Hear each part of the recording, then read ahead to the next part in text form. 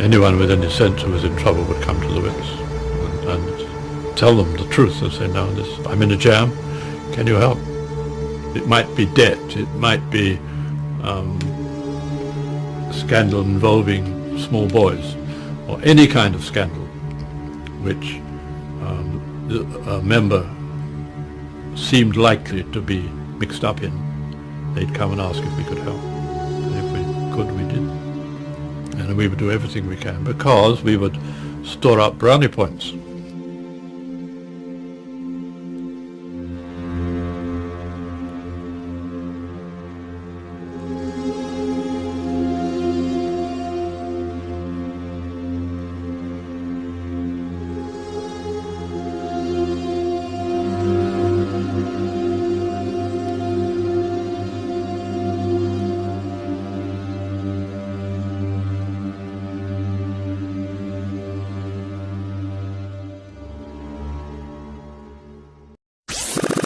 Richie Allen. She became involved in the investigation of child abuse. Subject was involved in a company carrying out a big technology of suspects and was engaged in research. There they found hard drugs of biological child pornography in video and photographic to Iraq. And I could go on and on and on to tell this story, but I'm going to bring her on herself to talk about it. She's a truly remarkable woman.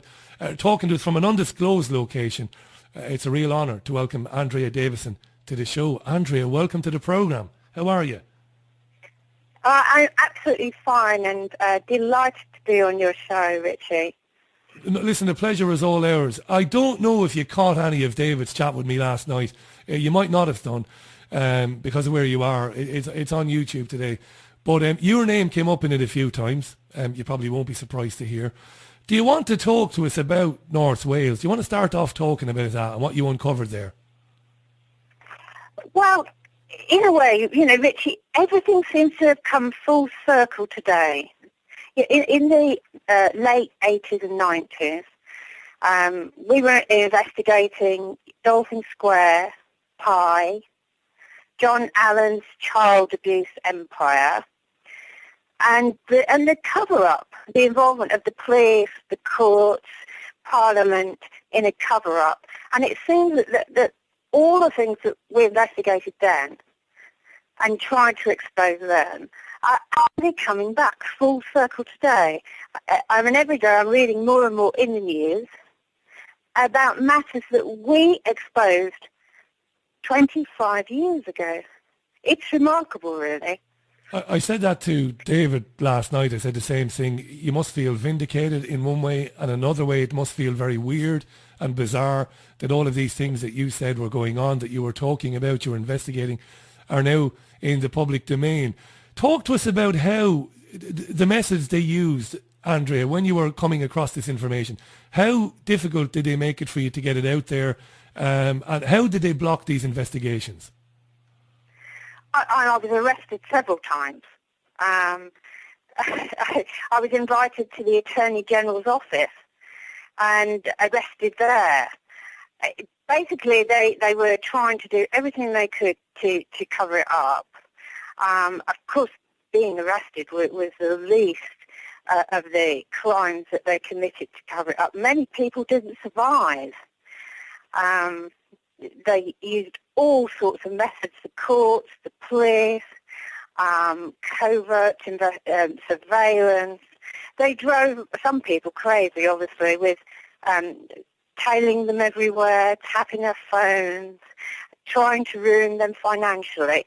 Financial deprivation was a key tool in their arsenal of persecution. Basically, what has never really come out is that it isn't just child abuse being committed by perverts. It's a billion-dollar industry. Yeah, and John Allen, you see people get arrested for having hundreds of thousands or thousands of child abuse images and videos, even snuff videos. There's never an investigation into their finances. People are convicted. There's no investigation into their finances. And this is one of the crucial avenues that needs to be explored by everyone. because this industry, a billion-dollar industry, really needs to be stopped. And the only way to do that is to actually investigate the financiers. When John Allen,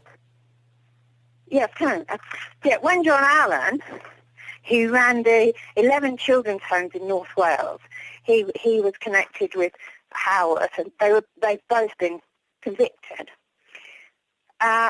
He ran companies which produced videos, but there was no investigation into this company or the profits they produced. And this is something I'm very, very keen to have happen now, that an investigation into the finances and the profits from this industry. I mean, forced prostitution of children is profitable. I know we're seeing this terribly again in Rotherham, Derby, Nottingham, around the country. Do you know what's incredible? Children. What's incredible, Andrea, and listening to David last night and listening to you now, is how blatant they were with their activity. They weren't worried about getting caught, these people. It never seemed to bother them that, it was known. It was known in certain towns who was doing it, which MPs were doing it, which former minister. They didn't seem to spend too much time worrying about getting caught. Absolutely, Richie. The point is, this was an open secret in Parliament. It was an open secret in Parliament in 1990. I know that for definite. I was working with Tony Blair and Geoffrey Dickens at that time in 1990. And it was a totally open secret. The list of names of the people who knew about this, they didn't just know about it and cover it up. They didn't stop it. That is the worst thing. They can use all these excuses about how, well, we're protecting the system and the country and the establishment. But if that was true, they would have stopped it. They didn't stop any of these people from raping and abusing and murdering children. They just covered it up every time. Why did they do that? Why did they cover it up, do you think? It might sound like a stupid question now, but why do you think they turned a blind eye to it? The ones who didn't do it, why did they ignore it? Well, I can understand to an extent, because I know what you risked in those days trying to expose it. You risked the loss of everything you owned, you risked your reputation, you risked everything because they would set you up one way or another, or they would take you out. So it was a risk, but the point is they were very powerful people. I mean, if you just think about some of the people who knew, not to mention, as I say, the people who were actually involved in it, clearly they didn't want to stop it. But there are people like Neil Kinnock, John Major, Thatcher, Howard, Ken Livingstone, Doug Coyle, Ken Clark, William Hague. They all knew. And that's just a small amount. John Mann MP, he knew. He tried to do something. They all deny it, don't they, to this day? Wow. Just to make the point, excuse me, not to cut across you, but they all deny it to this day. I mean, Hague is a very interesting one, because Hague can't really expect people to believe, considering his position as Welsh Secretary.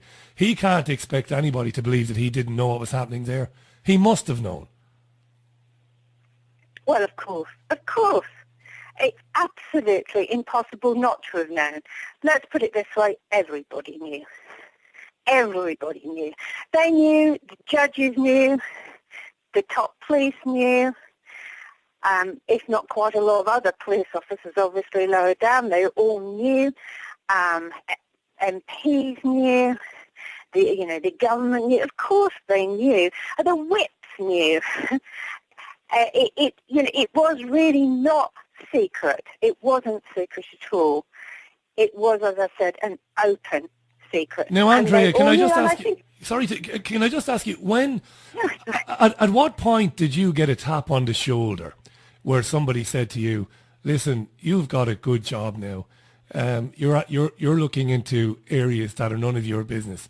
Why don't you feck off and mind your business?" At what point did that happen? In actual fact, it didn't happen in exactly that way, Richie. At the time, I was very important because of my work with Iraq and Arms to Iraq. And therefore, because of that, I was actually protected. And what I have to say, I know that there are some people in the intelligence services, very notably, who've been involved in all of this. But as I say, if you know the name of the intelligence service, it isn't actually an intelligence service. But there are a lot of good people who have not liked this for a very, very long time and have tried to stop it. And I believe are trying to stop it now. But because of my position with Arms to Iraq, they would only go so far.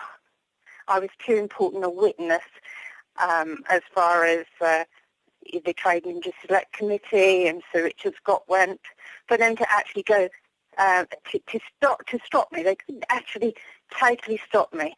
But I didn't do as much as I would have liked to, because I was fully aware that if I went too far, the people who were protecting me would no longer be able to. And I'm sure that's a position that other people have been in. You know, we haven't even begun. We're going to get into Baroness Butler Sloss and Fiona Woolf and all of that in a minute, because I'm not going to tell anybody where you are, but you must be, shaking your head in disbelief at what Theresa May's been doing. But before we get into that, we've mentioned the establishment figures, and we've mentioned the MPs and all these people who maybe weren't participating in it but knew about it. But there's another thing which really bugs me, Andrea, and that is the BBC coming out now and playing these videos of these men who had these horrible things done to them, and the BBC are trying to act like they're breaking ground, that this is great journalism. They must have known, senior journalists at the BBC for years, they must have known what was going on. They must have as well.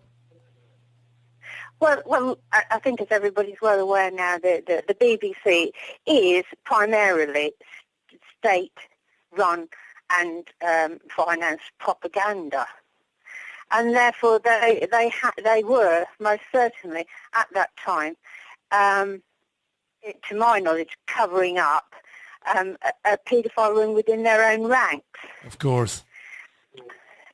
So there was absolutely no possibility that the BBC were going to assist at all in exposing it back in the 90s.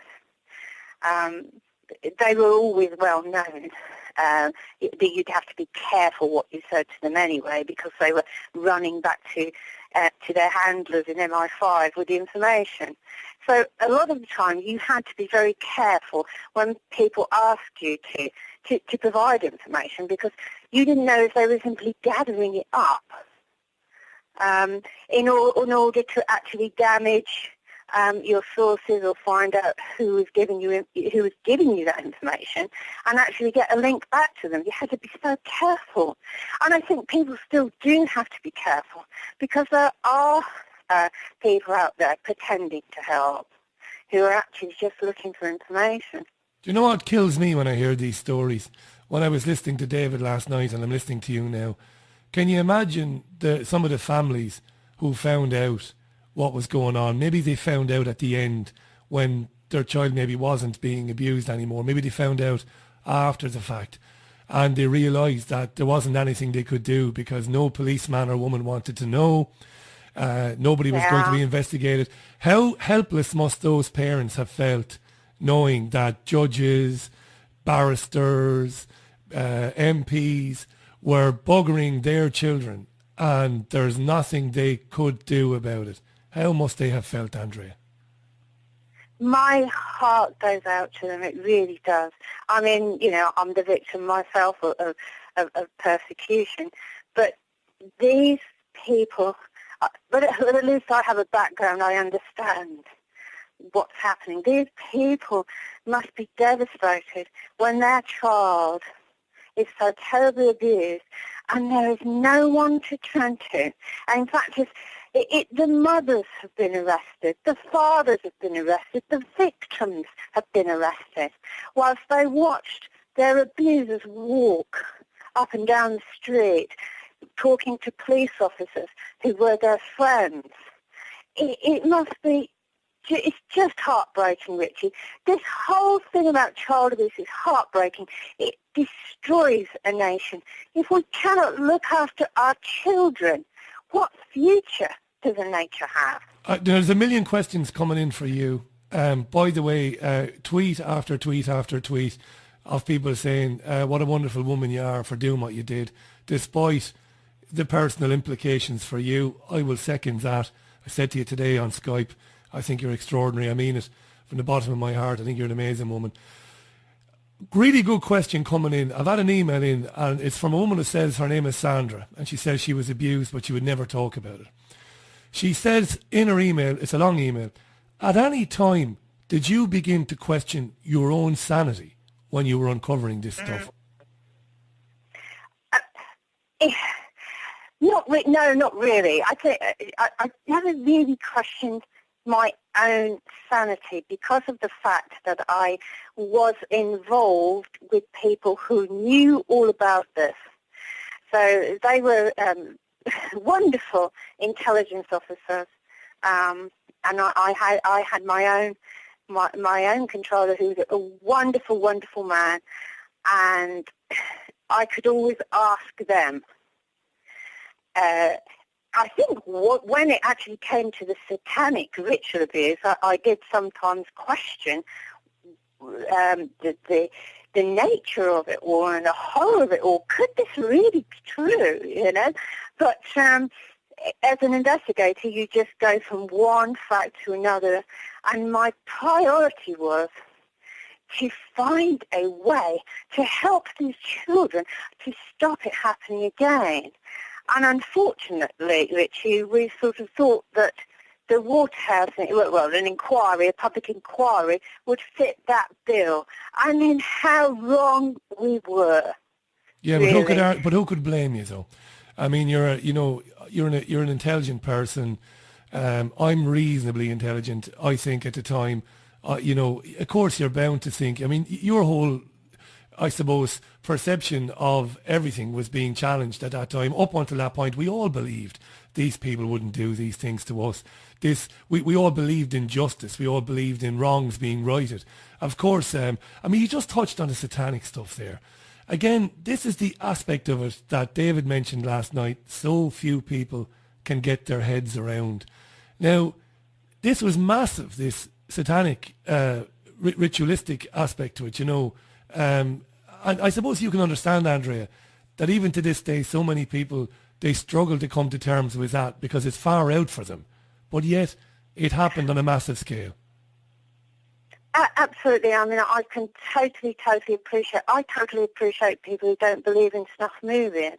I totally appreciate people being so concerned that they can't face these things. It takes time, and you have to actually have the evidence before you. You have to see and hear it over and over and over again before you can really fit it into the picture and say, well, look, I have to look at all of this because there is only one way to stop all these things from going on. There's only one way to save these children and to stop it happening to children in the future, and that is to look at very, very uncomfortable and very, very horrible things and say, well, people are capable of anything. I mean, we've had, there have been gas chambers, there's been wars, there's been Cambodia, there's been all of these things, there's been Rwanda. People are capable of the most terrible things. So to just think that they're not capable of organising child abuse or even satanic abuse is rather naive, isn't it? It's ridiculously naive. Let's talk about the Dickens dossier given to then Home Secretary Leon Britton. Again, I get really annoyed and angry with people whom, will say, oh, that's ridiculous, that's satanic stuff, that's all made up by David Icke and people like that. But then they think that, yeah, coincidences happen, yeah, you just lose documents like that. You can just misplace a list of names of high-profile child abusers. Andrea, it couldn't happen in a gazillion years. If you're the Home Secretary and a man hands you a list and says, some very, very important people are doing some absolutely horrific things to children, not only do you not lose that list, but you make copies of it, you go straight to the police. Ludicrous to think that the guy lost or misplaced the list. Madness, I think. What do you think? It's absolutely ludicrous. It's absolutely ludicrous. I mean, the Wanless inquiry is bizarre. I mean, according to Mr. Wanless, he wasn't DV cleared. That's positively vetted, which means that really, basically, anyone from NMI5 could say, no, we don't have that document, because they could legally say that, because it would be illegal for them to give the document to him. Yeah. I mean, it was clearly, it's as ludicrous as Wolf and Butler's Loss. The whole thing is a terrific waste of taxpayers' money, and it actually achieves only one good thing, which is, and that good thing is only for those people who are paedophiles and who want to cover this whole thing up. That's all it achieves. There is not a shred of truth in the summations.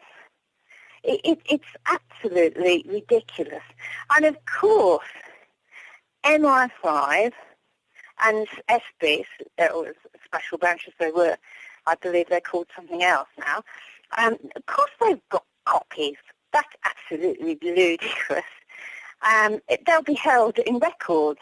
They have a records department. All they will have to do is go and get those records out of it. Simple as that. It's all there, isn't it? Not that, anymore we need the list. I mean, we know, I mean, I certain of them, some of them are still alive. I'm going to do the decent thing. Maybe I shouldn't, but I'm not going to name them on this program. But I mean, we know.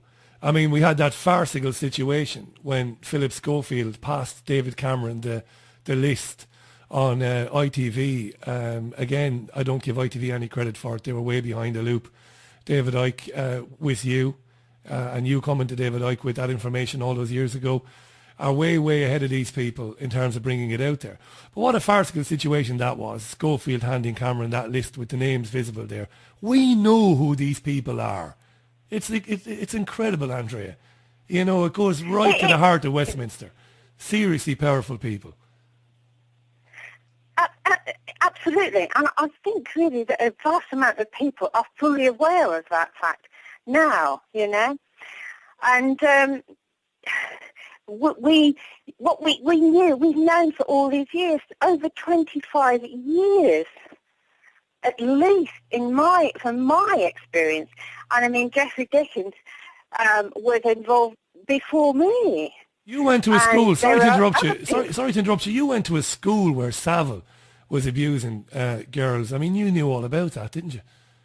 I mean, you did everything you could to bring that out. Can you repeat that?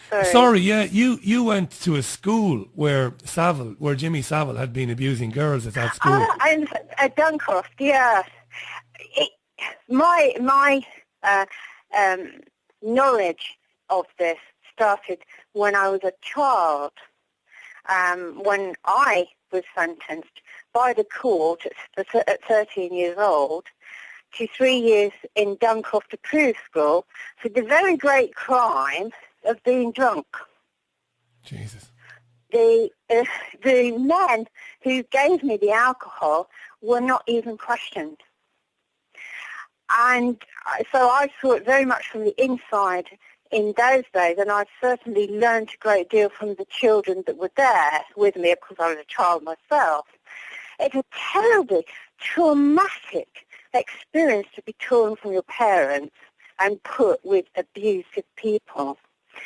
Some of the remand homes in those days were just the most appallingly abusive and cruel places to put children.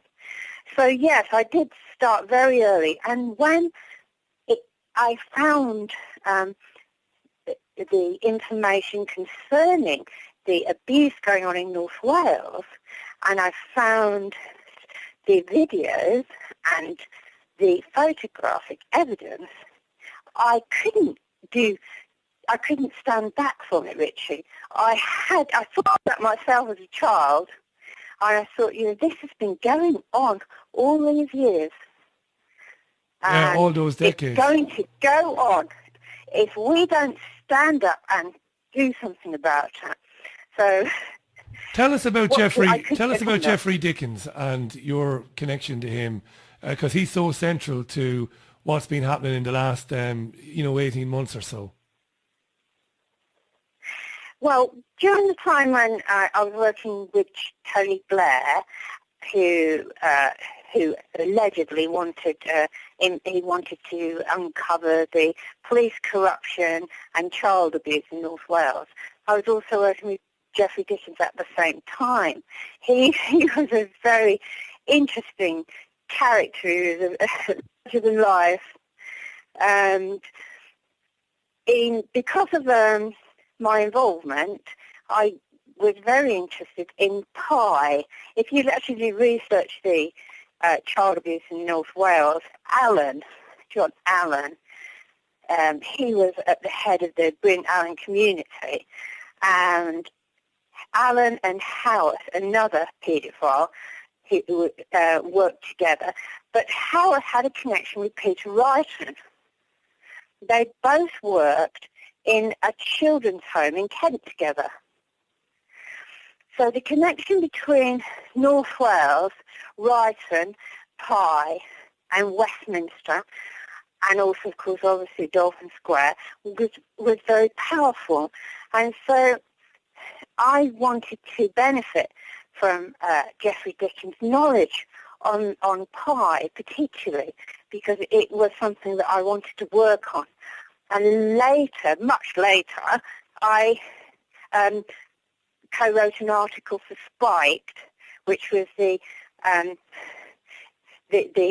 magazine after Scallywag, and about Pi and the Home Office. And some of that information came from Jeffrey Dickens.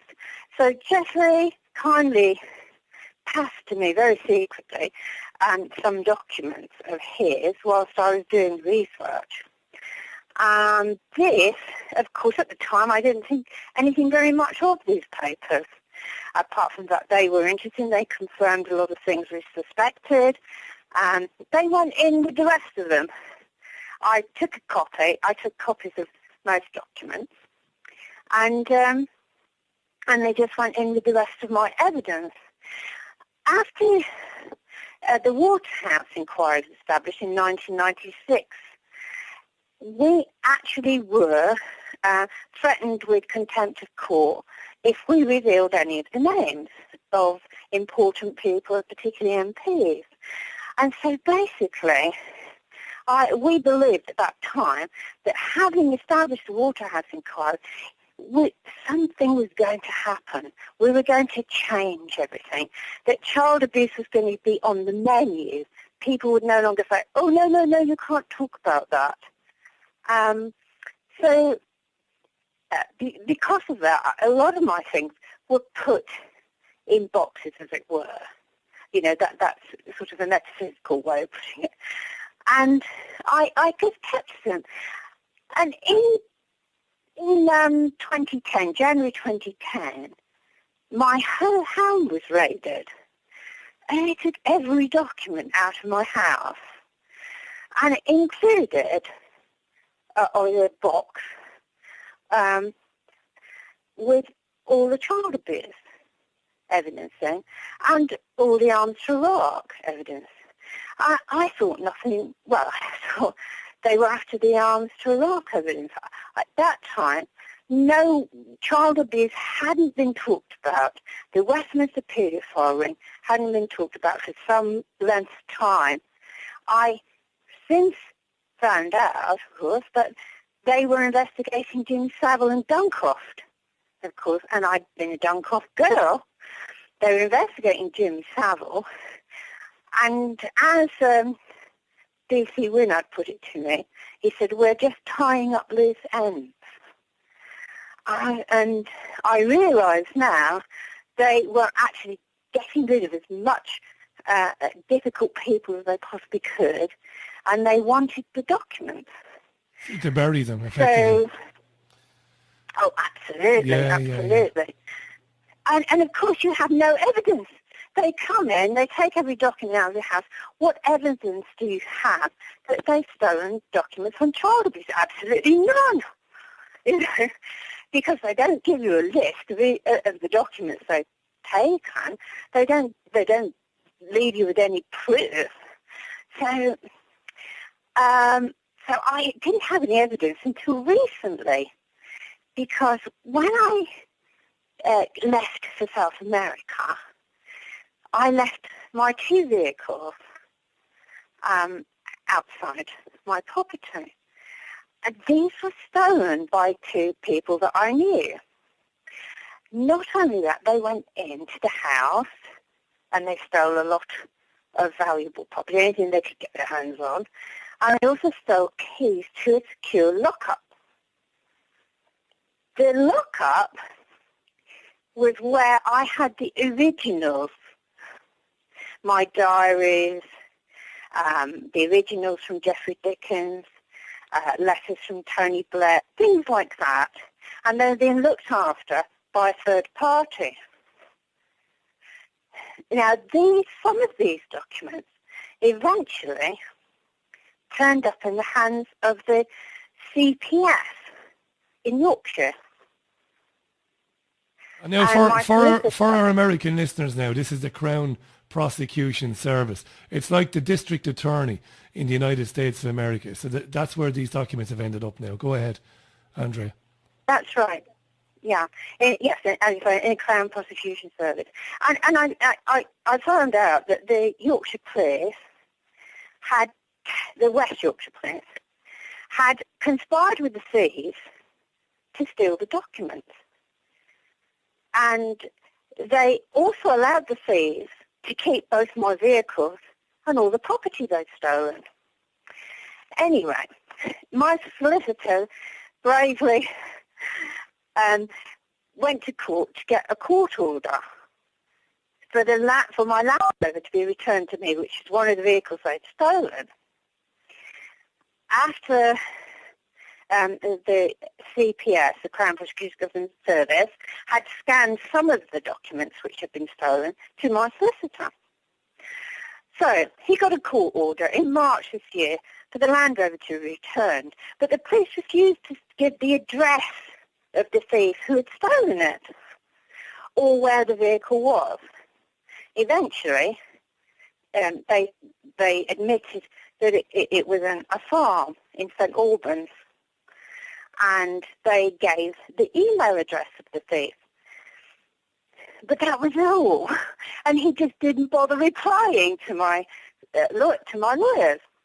And funny enough, Richie, it was over the weekend, Ian Puddock, who you'll probably all know is a veteran in exposing police corruption. He was on the show last week. He was on with us last week. Yeah, he was. Yeah. Yeah. I didn't know that. Anyway, Ian went to look for the Land Rover because we were saying yes, maybe they'd left some of the documents, maybe even a page of the Dickens dossier in the Land Rover. Let's go and find out.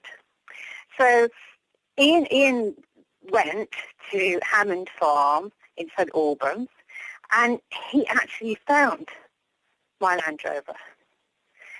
And it had been stripped, absolutely stripped. The wheels have been replaced with cheap wheels. The towing gear, the military towing gear, had been taken off. You know, the roof rack had gone. Bits were missing. The passenger seat was missing. Ian took photos of it all.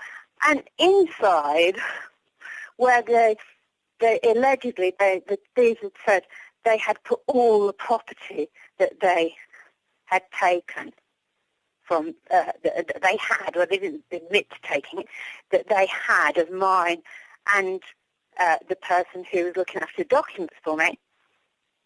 There was just nothing. Rubbish. Old cans, plastic bags. There was it was wrecked. It was a total wreck. It had been left outside for 2 years.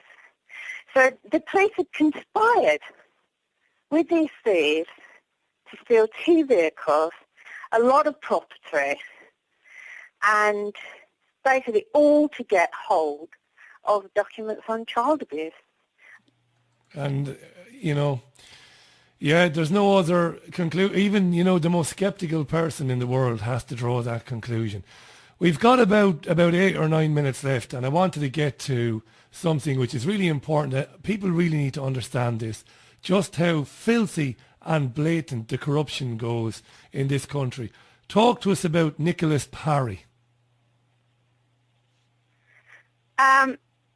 I'm sorry, Richie, you just went a little bit I just went a bit, there. did I? Yeah, there's a bit of distance between us, all right. No, I want you to talk about Nicholas Parry and your encounters with him over the years and in court. Oh, yeah. Nick Parry, yes, right. Well, I first came into contact with Nick Parry during the Waterhouse inquiry. I was representing some of the victims because what I'd done is I'd trained as a mental health advocate, and because of this, I ended up representing some of the victims. I don't know if the listeners know what a mental health advocate is, but it's somebody who basically will just do whatever the person with mental health difficulties wants them to do. It was a charity funded by Sainsbury's, so it had no links to council, nothing. So you just do what your client asks you to do. And of course, many of the children, as they grew up, of course, they did have mental health difficulties. Well, you would, wouldn't you? You've been abused like that, yeah? So now Nick Parry, who was a solicitor at the time, he was representing some of the accused. And let's be plain about this. These people were accused of systematic rape, abuse, and violence towards the children in their care. In 11 children's homes, they were accused of prostituting them out of those children's homes. They were accused of those vile things. And he was representing them. And I couldn't believe it, that when, after the police had taken all my documents and then they decided to charge me, and this was about 2 years afterwards, the judge was then, this solicitor, Nick Parry. He was sitting in judgment of you. Crown Court judge. Yeah. Yeah. Can you believe it? A Crown Court judge. I don't know how often solicitors are made into Crown Court judges, but normally I think they're barristers who are made into Crown Court judges. Well, just for our listeners who might not understand that, I don't have the knowledge of the law that Andrea does, but as a journalist in newsrooms for years, I do know that he should never have sat on the bench for Andrea's case. He should have what they call recused himself because of a conflict of interest. The fact that he got to sit in judgment of your case, it doesn't get any more filthy and corrupt and seedy than that. Well, absolutely. I mean, I understand he was made a Crown Court judge 2 months after I'd been arrested. and he sat on my trial. And I mean, he's never asked, the CPS about a list of documents, or, in other words, he's ideal for them. It's an ideal cover-up merchant for them, because he will never ask them about the documents or why they stole why they colluded in the theft of my Land Rover. I mean, my solicitor didn't get a court order from Nick Parry to have my Land Rover returned. He had to go to another judge. I mean, it's incestuous. When you get involved with child abuse, it is absolutely incestuous. They have their people in key positions in the courts, in the CPS, in the police, in Parliament, They have their key people everywhere. And of course, there is still some justice in the British justice system. I mean, it's getting less and less every day. But when they want to go for somebody, they have all the people to call in. Of course they do. David Icke said to me today, he said, first of all, he said, I'm delighted that you've invited Andrea on. But he also said, and we are kind of running out of time, we've got about 3 or 4 minutes left. He also said, no serious inquiry into institutional paedophilia, satanic Satan worship and paedophilia should take place in this country without all charges or convictions against you dropped and you being allowed back into your country. And I think he's absolutely right to say that. Do you think that'll happen? Do you want it to happen?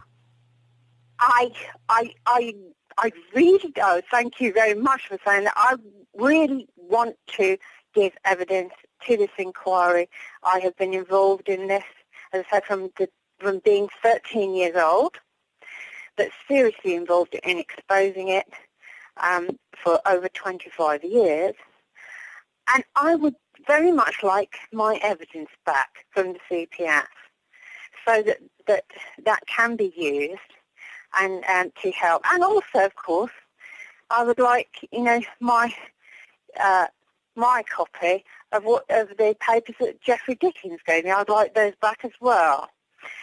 And I do want to do everything I can to bring justice for these children and to expose this network. Once and for all, let's expose it.